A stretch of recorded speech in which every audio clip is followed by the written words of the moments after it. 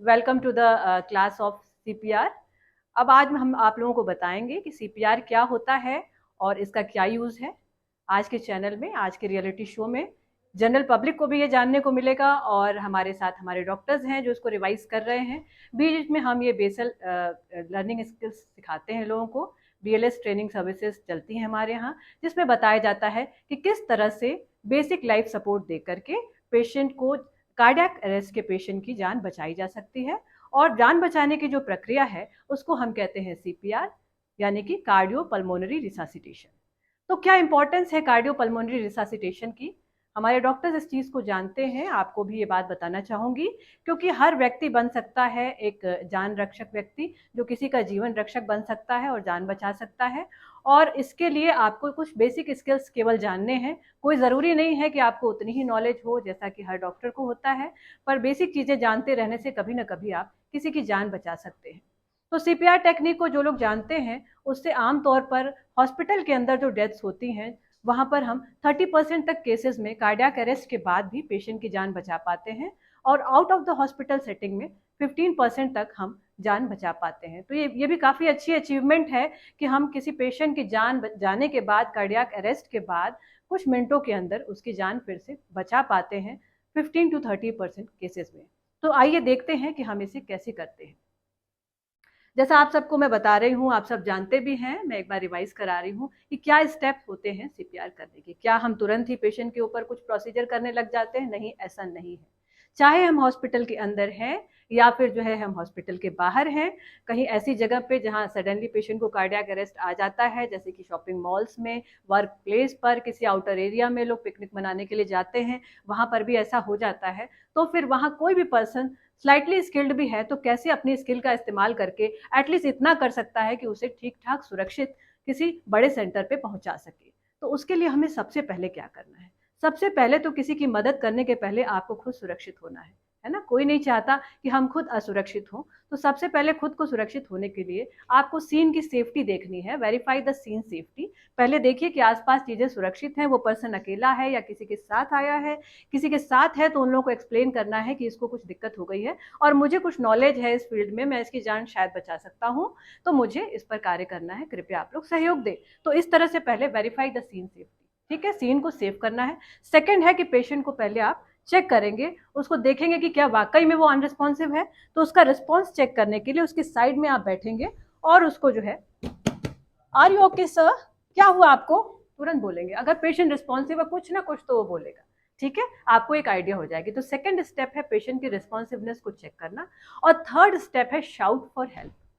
अगर आप outer area में हैं तो आप हेल्प के लिए शाउट करेंगे। इसका ये भी एक मतलब है कि हेल्प के लिए जो कुछ भी आप कर सकते हैं वो करेंगे। शाउट का मतलब यही नहीं है कि आप शाउट करके किसी को बुलाएंगे। हाँ, शाउट करने से आपको ये होगा कि आसपास कुछ लोग हैं तो आपकी हेल्प के लिए आ सकते हैं, या फिर आसपास कोई एंटी सोशल एलिमेंट्स हैं जो आपको नुकसान पहुंचा सकते हैं, तो उसका भी आइडिया लग जाएगा। हो सकता है किसी ने उसे मार के फेंका हो और वो आप पर भी अटैक कर सकता है, तो इसका एक आइडिया आपको लग जाएगा। और इस दौरान आप इमरजेंसी सिस्टम को एक्टिवेट कर देंगे। चाहे जो भी फोन आपके पास है उस पर आप इमरजेंसी कॉल लगाएंगे, 106 पे, 101 पे, 100 पे भी आप लगा सकते हैं। पुलिस को, एम्बुलेंस को, इमरजेंसी सिस्टम को, किसी को भी कॉल करके आप इमीडिएट हेल्प मांगेंगे और विद इन सेकेंड इतना काम कर लेंगे ताकि आगे का काम आप कर सके। क्योंकि आपको पता होगा कि with in 2 to 3 minutes patient permanently dead हो जाएगा और फिर आपको टाइम नहीं मिलेगा उस पर प्रोसीजर करने का, ठीक है। तो अब आपने शाउट फॉर हेल्प कर लिया, इमरजेंसी सिस्टम को एक्टिवेट कर लिया, स्पेशली जब आप अकेले हैं। अगर आपके साथ कोई और है जो जान बचाने वाला पर्सन होता है, जो जीवन रक्षक होता है, उसको रेस्क्यूअर कहते हैं। अगर आप सिंगल रेस्क्यूअर हैं तो इतना करके आप उसको शुरू कर देंगे उसकी रक्षा करना। और अगर आप सिंगल रेस्क्यूअर नहीं है, आपके साथ कोई और भी है, तो इतनी देर में आप मोबाइल फोन से तो इमरजेंसी सिस्टम को एक्टिवेट करेंगे ही, साथ में अपने फ्रेंड को भेज देंगे और लोगों को हेल्प के लिए लाने के लिए, या फिर पास में ही कोई इमरजेंसी है तो वहां से पूरा इमरजेंसी सिस्टम एक्टिवेट करने के लिए। और जितनी जल्द से जल्द हो सके, बाकी सारी टीम तो बाद में आएगी, आपके पास एक एईडी यानी ऑटोमेटेड एक्सटर्नल डिफिब्रिलेटर, जिसको कि हम शॉक देने वाली मशीन कहते हैं, वो हो जानी चाहिए। और दूसरा की एक वेंटिलेशन वाली यानी बैग मास्क डिवाइस, ताकि उसको हम ब्रेथ दे सकें, वो ये दो इक्विपमेंट एटलीस्ट आपके पास आ जाने चाहिए। और अगर आपके पास सेकंड रेस्क्यूअर है, आपका फ्रेंड है, तो इस काम में आपकी हेल्प कर सकता है। तो सबसे पहले आपने देखा पेशेंट को सीन को सेव किया, आप तुरंत बैठे, आपने उसका रिस्पॉन्स देखा, आप देख रहे हैं अनरिस्पॉन्सिव है, तो तुरंत ही आपने अपने फ्रेंड को भेज दिया फ़ोन करने के बाद। जब तक आपका फ्रेंड आ रहा है, विद इन 10 सेकेंड्स आप एसेस करेंगे कि उसका ब्रीदिंग और उसका पल्स कैसा है। कोशिश करेंगे कि 10 सेकेंड में दोनों चीज़ें देख लें। आप इसकी कैरोटिड यानी नेक की पल्स फील करेंगे। नेक की पल्स फील की जाती है नेक की इस मसल और ये ट्रैकिया जो विंड पाइप है, दोनों के बीच में जो ग्रूव है, यहाँ पे आप कभी भी फील कर सकते हैं। उसी तरह से आप इसको फील करेंगे 2 या 3 फिंगर से, और उसी बीच आप उसके रेस्पिरेशन देखेंगे। अगर उसका चेस्ट अप डाउन हो रहा है और नहीं हो रहा है, तो आप अपना कान लगाकर उसके नाक के से निकलने वाले सांस को महसूस करने की कोशिश करेंगे। इस 10 सेकंड में आपको पूरा आइडिया हो जाएगा कि पेशेंट जो है कार्डियक अरेस्ट में है। अगर उसकी ब्रेथ नहीं है या फिर ब्रेथ जो है बहुत ही इम्प्रॉपर है, मतलब हिचक हिचक के वो सांस ले रहा है, जिसे गैस्पिंग कहते हैं, तो भी ये कार्डियक अरेस्ट का ही साइन है।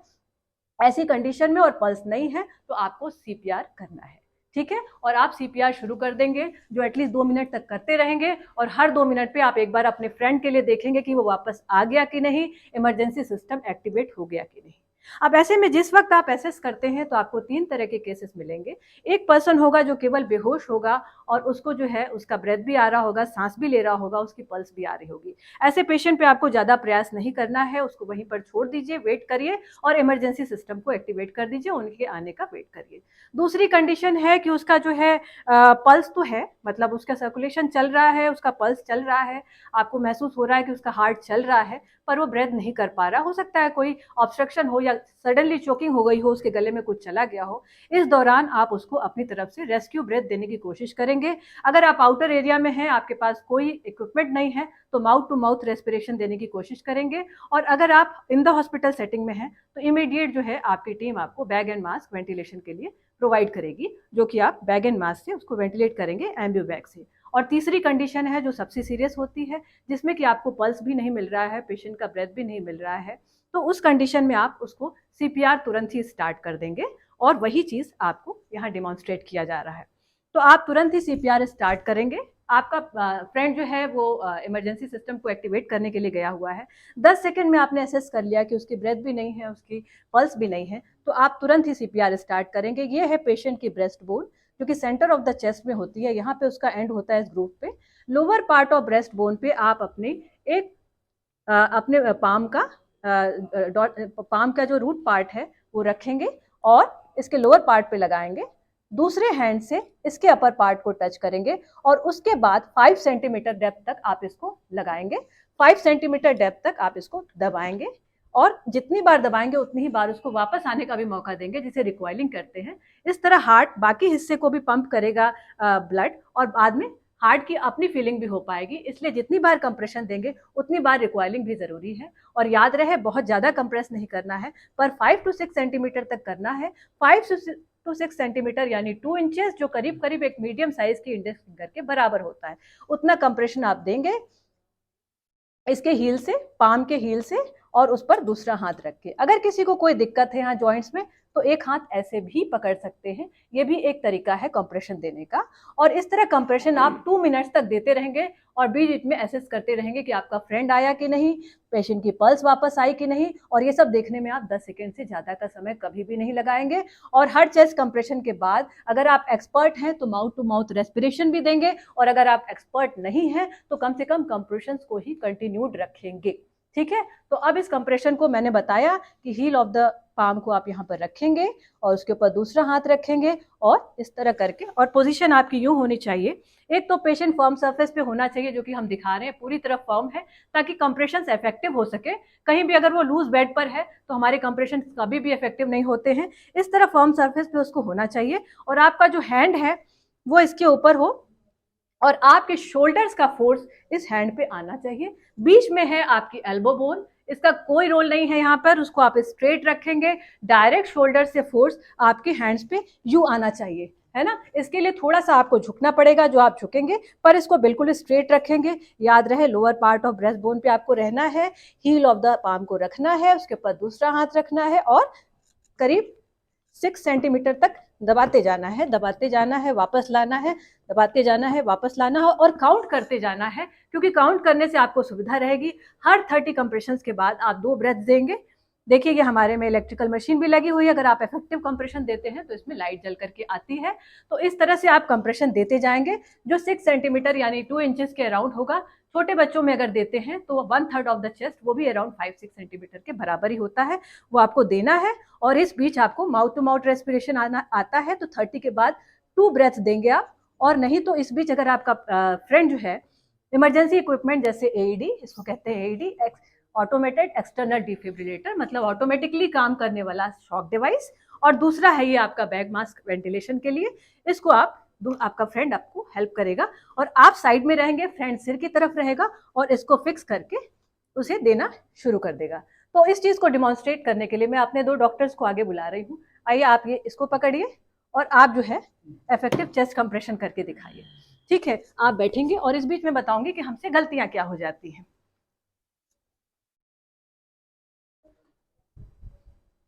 आप 10 कंप्रेशन करके ही बस इफेक्टिव दिखाइए, 30 जरूरी नहीं है डिमॉन्स्ट्रेट करने के लिए, 10 भी बहुत है। देखिए कितनी अच्छी लाइट जल रही है, बहुत अच्छा कंप्रेशन दे रहे हैं ये। 1 2 बोलते रहेंगे, 3 4, वापस आने दीजिए डॉक्टर साहब, थोड़ा सा फास्ट हो रहा है, थोड़ा और स्लो करिए। हाँ, 8 9 10, अभी रुक जाइए। इसी तरह 30 आप देंगे। काउंट करने से आपको फायदा ये होगा कि 30 के बाद ये वाले डॉक्टर साहब जो हैं उसको 2 ब्रेथ देंगे, है ना। ब्रेथ देने का तरीका, हाँ मैं एक बार डिमॉन्स्ट्रेट कर दूं। ब्रेथ देने का तरीका ये है कि आप पीछे हो जाइए थोड़ा। हाँ, ये जैसे पेशेंट का ये फेस है बिल्कुल स्ट्रेट है। कोई अनरिस्पॉन्सिव पेशेंट जब स्ट्रेट लेटा होता है तो उसकी जो विंड पाइप होती है वो कर्व हो जाती है, हमें उसको जो है ओपन करना है। नॉर्मल पर्सन तो लेटे लेटे भी स्वेलो भी करता है, सांस भी लेता है, पर अनरिस्पॉन्सिव है तो ये कर्व रह जाती है। तो हमको इसको हेड टिल्ट चिन लिफ्ट की पोजीशन में लाना होता है ताकि हमारी विंड पाइप भी सीधी हो जाए और साथ ही साथ उसकी जो टंग है जो पीछे की तरफ लटकने लगती है अनरिस्पॉन्सिव पेशेंट में, वो जो है ऊपर की तरफ खिंचाए। तो इसके लिए हेड टिल्ट, मतलब एक हाथ से पहले हम हेड को पीछे झुकाएंगे जिसको कहते हैं हेड टिल्ट, और दूसरे वाले हाथ से हम चिन को उठाएंगे जिसको कहते हैं चिन लिफ्ट। इससे आप इसका मुंह भी अच्छी तरह खुल जाता है। अब ये पूरी विंड पाइप एक सीध में हो गई है और साथ में टंग भी जो है ऊपर एलिवेट हो गई है, तो वो अब आराम से सांस ले सकता है। तो सबसे पहले उसे सांस देने से पहले हमें उसके सांस के रास्ते को खोलना है, जो कि हम हेड को पीछे करके और चिन को लिफ्ट करके करते हैं।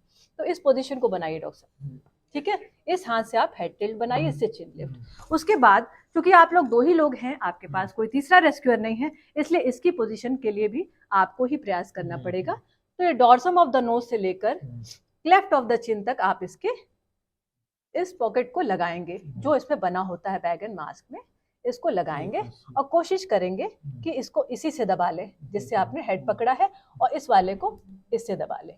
इसको कहते हैं C&E पोजीशन, ये बनाएंगे, ठीक है। उसके बाद क्योंकि आपको खुद ही इसको दबाना भी है, इसलिए आप इस हाथ को आप धीरे धीरे हटा लेंगे, ठीक है। हटा लीजिए, उस हाथ को हटा लीजिए और इसी हाथ से आप C और E पोजीशन बना लेंगे, ठीक है। C और E, और इसको हटा लीजिए, इससे आपको अब कंप्रेस करना है। ये पोजीशन भी आप इसी से बनाएंगे, ऐसे रखिए, ठीक है, ऐसे, है ना, ऐसे रखिए कि वो उठा भी रहे, दबा भी रहे, और इससे बनाना है। तो अब ये देंगे चेस्ट कंप्रेशन, और ये आइडियल पोजीशन बन गई है जिसमें आपको मिलेगा bag and mask ventilation. Demonstration के लिए हम 10 पे दिखा रहे हैं, पर करना होता है 30:2, ठीक है। तो अब आप करेंगे और मैं काउंट कर रही हूँ। चलिए, 1 2 3 4 5 6 7 8 9 10, 1 2। तो हर 30 पे हम 2 कंप्रेशन देंगे। यहाँ पे हमने 10 पे बताया आपको, पर हर 30 पे आप 2 ब्रेथ देंगे। इस पर 2 टाइम्स इसको पुश करेंगे, बैग मास्क डिवाइस को, और इसको जस्ट हाफ पुश करना होता है, नहीं बहुत ज़्यादा एयर एंटर कर जाती है और फिर पेशेंट का प्रॉपर वेंटिलेशन नहीं हो पाता है। और जिस दौरान ये 2 बार करेंगे उस समय आप अपना हाथ हटा देंगे ताकि उसके लंग्स में हवा जा सके, और उसको देखने के लिए आप देखेंगे कि उसका चेस्ट अपर राइज हुआ कि नहीं, ठीक है। इस बीच आप देखेंगे कि उसका चेस्ट राइज हुआ कि नहीं, तभी वो इफेक्टिव वेंटिलेशन कहलाएगा। और इस चीज़ के लिए आप कोशिश करेंगे कि हर सेकेंड में 1 ब्रेथ दे पाएं, या कम से कम 5-6 सेकेंड के अंदर 1 ब्रेथ जाए, है ना, ताकि जो आपका जो उसका रेट है वो 10 ब्रेथ पर मिनट हो। जैसे वेंटिलेशन का रेट हम रखते हैं 100 to 120 वेंटिलेशन पर मिनट, वैसे ही हम ब्रेथ का रेट रखते हैं 10 ब्रेथ पर मिनट। पर मोटा मोटा हमें 30 कंप्रेशन के बाद 2 ब्रेथ देने होते हैं और ये ब्रेथ कोशिश करना है कि 1 से लेकर 6 सेकंड के अंदर हमको दे देना है। और इस बीच पेशेंट का चेस्ट राइज होना चाहिए, तभी हम समझ पाएंगे कि हमने इफेक्टिव वेंटिलेशन दिया है। पर इन सब के बाद भी हर 2 मिनट पे हमें याद रखना है कि हमें अपने तीसरे साथी को याद करना है कि आया कि नहीं और इमरजेंसी सिस्टम एक्टिवेट हुआ कि नहीं, लोग आए कि नहीं और भी ज़्यादा इंस्ट्रूमेंट्स लेके, ठीक है। कि क्योंकि केवल बैग मास्क डिवाइस और ऑटोमेटिक एक्सटर्नल डिफिब्रिलेटर से आपका काम नहीं चलेगा, आगे और भी चीज़ों की ज़रूरत है, उसको करना है। एक चीज़ और बताऊंगी कि इसको चेस्ट कंप्रेशन देते समय पेशेंट को एक्सपोज कर देंगे। इसके लिए भी आपको सेफ्टी चाहिए, पेशेंट मेल हो सकता है, फीमेल हो सकता है, आपको सेफ्टी देखकर ही उस पर काम करना है। चेस्ट एक्सपोज होने के फायदे ये हैं कि आपको हाथ एग्जैक्टली रखना कहाँ है, इसमें आपको डिसीजन लेने में आसानी होती है और साथ ही साथ आपको बाद में जब एईडी पैड अटैच करने होते हैं उसमें आसानी होती है। आजकल मेट्रो सिटीज़ में हर हायर सेंटर पर एईडी पैड्स लगे होते हैं, जहाँ भी क्राउडेड एरियाज़ हैं, कोशिश कर रहे हैं अब हमारी सिटीज़ में भी ये सब चीज़ें अवेलेबल करा रही है गवर्नमेंट। अब हर जगह इस तरह के एईडी इक्विपमेंट मिला करेंगे जो कि अपने आप ही शॉक देते हैं, जिससे आसानी हो जाती है। पर उन्हें अटैच करने का तरीका आपको पता होना चाहिए। उसमें 2 पैड होते हैं। सिस्टर आइए थोड़ा आप हेल्प करिए। उसमें 2 ये पैचेस होते हैं। पैचेस को हम 2 तरीके से लगा सकते हैं। पेशेंट को अगर ये निकाल लीजिए, ये निकाल लीजिए, ग्लव्स निकाल लीजिए, तभी आसानी है ना। इन पैचेस को हम लगाते हैं, कोशिश करेंगे कि आगे की तरफ ही दोनों लगाएं ताकि जो है पेशेंट को हमें हिलाना ना पड़े। अब क्या कॉन्सेप्ट है, पेशेंट को हिलाना क्यों ना पड़े? पेशेंट को ना हिलाने का कारण ये होता है कि आमतौर पे पेशेंट इस तरह के कई बार इंजर्ड भी होते हैं और इनकी स्पाइन में इंजरी हुई होती है। अगर हम उन्हें हिलाएंगे तो उनकी स्पाइन की इंजरी बढ़ेगी और उनके वाइटल ऑर्गन्स को और भी ज़्यादा नुकसान पहुंच सकता है। इसलिए हम कोशिश करेंगे कि हमें पेशेंट जिस पोजीशन में मिला है उसी पोजीशन में हम उसका सीपीआर स्टार्ट करें। और ये हम पैचेस लगा रहे हैं ऑटोमेटेड एक्सटर्नल डिफिब्रिलेटर के, वो भी सेम साइड में लगाएं।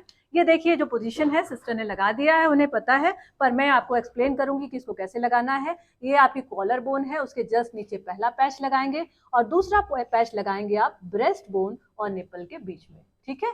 तो ये आपका एंटीरियर साइड में आप इस तरह से 2 पैचेस लगा सकते हैं। यहाँ पे कनेक्टेड है, कनेक्ट होते ही ये तुरंत मॉनिटर करना शुरू कर देता है, प्रॉम्प्ट करना शुरू कर देता है, आपको ऑर्डर्स देना शुरू कर देता है और बताता है कि आपको करना क्या है। एक्चुअली ये जो डिफिब्रिलेटर होता है, ये जो डिवाइस होता है, ये एनालाइज करता है कि हार्ट की रेट कैसी चल रही है। हार्ट की रेट आमतौर पर इरेगुलर हो जाती है तभी कार्डियक अरेस्ट होता है। आमतौर पे लोगों में बड़ा ये मिथ होता है, मिसकंसेप्शन होता है कि हार्ट अटैक और कार्डियक अरेस्ट एक ही चीज़ है, पर ऐसा नहीं है। हार्ट अटैक तो एक बीमारी है जिसके कारण कार्डियक अरेस्ट हो जाता है। कार्डियक अरेस्ट मतलब लास्ट स्टेज आ जाती है, हार्ट एक तरह से ऑलमोस्ट स्टॉप हो जाता है क्योंकि वो इफेक्टिव पंपिंग नहीं कर पाता है, ठीक है। तो ये जो कार्डियक अरेस्ट की सिचुएशन है यूजुअली इरेगुलर रिदम आ जाने पे हो जाता है, जो कि हार्ट अटैक के कारण भी हो सकती है, उसके बिना किसी और बीमारी के कारण भी हो सकती है। तो दोनों ही बिल्कुल अलग चीज़ें हैं, कार्डियक अरेस्ट और हार्ट अटैक। तो कार्डियक अरेस्ट एक बार हो गया, इसका मतलब कुछ जरूर इरेगुलर रिदम उसके अंदर आई थी जिसने कि उसकी नॉर्मल फंक्शनिंग को बंद कर दिया था। तो अब जब हमने ये डिवाइस लगाया तो ये तुरंत इसको पकड़ लेती है, देख लेती है, एनालाइज कर लेती है कि इसमें कोई इरेगुलर रिदम तो नहीं चल रहा है और एनालाइज करते ही आपको ये ऑर्डर देती है। ये आपको ऑर्डर देती है कि प्लीज रुक जाइए, मैं एनालाइज कर रहा हूँ। तो जिस समय ये एनालाइज करे आप इससे कोशिश करेंगे दूर हो जाएंगे, बैग मास्क वाले लोग भी और जो कंप्रेशन दे रहे थे वो भी दूर हो जाएंगे।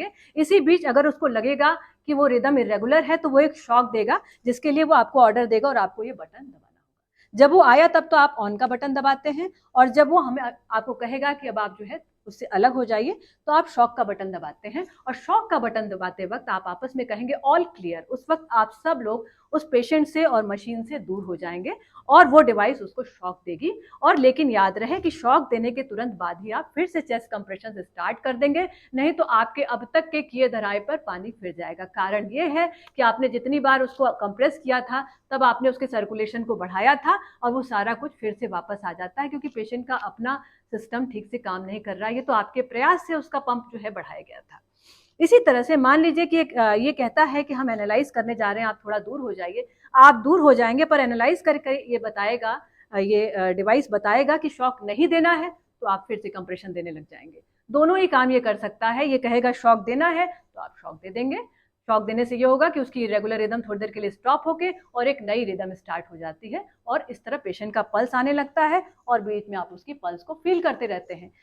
और अगर ये इतना हो गया, शॉक दे दिया, पल्स वापस आ गया, फिर आप अपना चेस्ट कंप्रेशन फिर से स्टार्ट कर देंगे। ये डॉक्टर साहब चेस्ट कंप्रेशन देने लगेंगे और आप जो है फिर से ब्रेथ देने लगेंगे 30:2 के रेशियो पर। और अगर ये कहता है कि शॉक नहीं देना है तो नहीं देंगे। इसी तरह आप इसके ऑर्डर पे चलते रहेंगे। और ये एक बहुत ही अच्छा डिवाइस मिल जाता है आम पब्लिक के लिए भी, अगर ये हर जगह जनरल प्लेस पे, क्राउडेड प्लेस पे अवेलेबल कराया जाता है और इसको सुरक्षित रूप से वहाँ पे रखा जाता है कि लोग इसको भी नुकसान ना पहुँचा दें।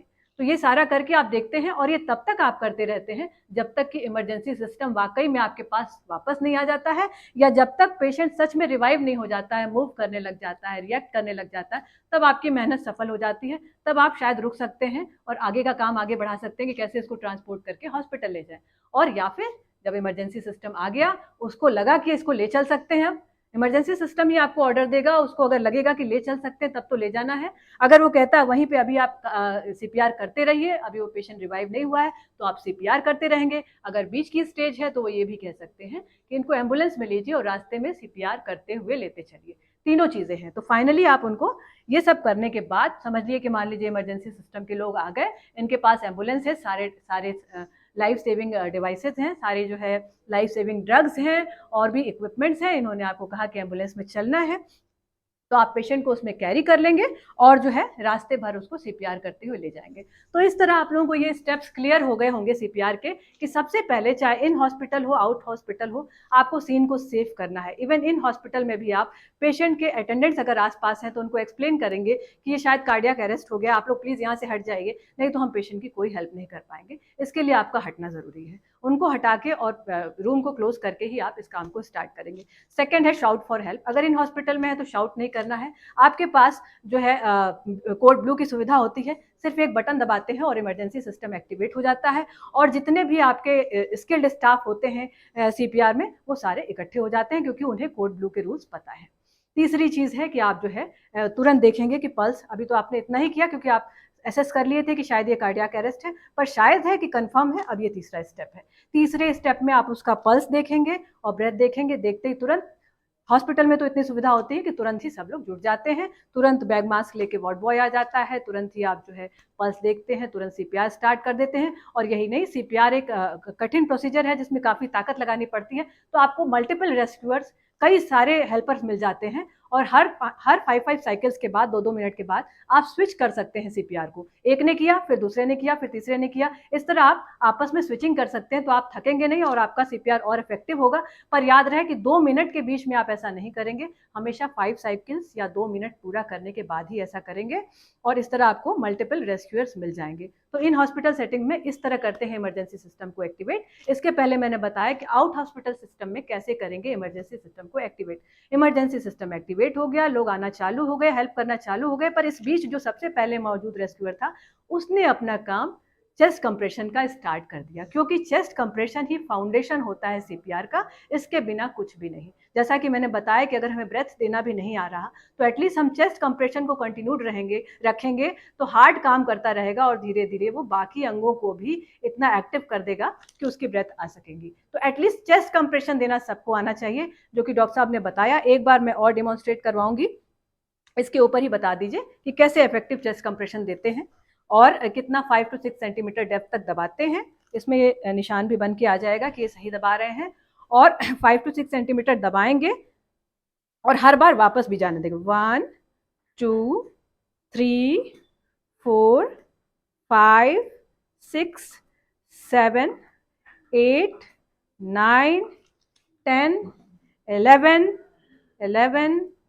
12 13 14 15 16 17 18 19 20 21 22 23 24 25, थोड़ा धीमा, 26 27 28 29 30, रुक जाएंगे। 1 2, ये हो गया पूरा प्रोसेस, मतलब 30 compressions and 2 breaths. Thank you doctor साहब। अब आप लोग उठ सकते हैं। तो इस तरह से एक जनरल पर्सन भी कर सकता है और जनरल पर्सन को ये बैग मास्क डिवाइस नहीं होगा, उसके पास ब्रेथ देने की स्किल्स नहीं होंगी तो एटलीस्ट वो इस तरह से चेस्ट कंप्रेशन देता रहेगा जैसा कि डॉक्टर साहब ने दिया, जब तक कि इमरजेंसी सिस्टम एक्टिवेट नहीं हो जाता है। उम्मीद करती हूँ कि बेसिक चीज़ें आपको समझ में आ गई हैं। अगली बार भी इससे रिलेटेड कुछ चीज़ें हम डिस्कस करेंगे कि अगर आपके पास 2 रेस्क्यूअर्स हों, मल्टीपल रेस्क्यूअर्स हों, तो आपको कैसे काम करना है और कितने तरह की आप डिवाइसेस यूज़ कर सकते हैं, डिफिब्रिलेटर की या शॉक डिवाइसेस को, ये सब आपको आगे बताएंगे। और इसके आधार पर हमें उम्मीद है कि आपको काफ़ी ज्ञान प्राप्त हुआ होगा CPR का। धन्यवाद।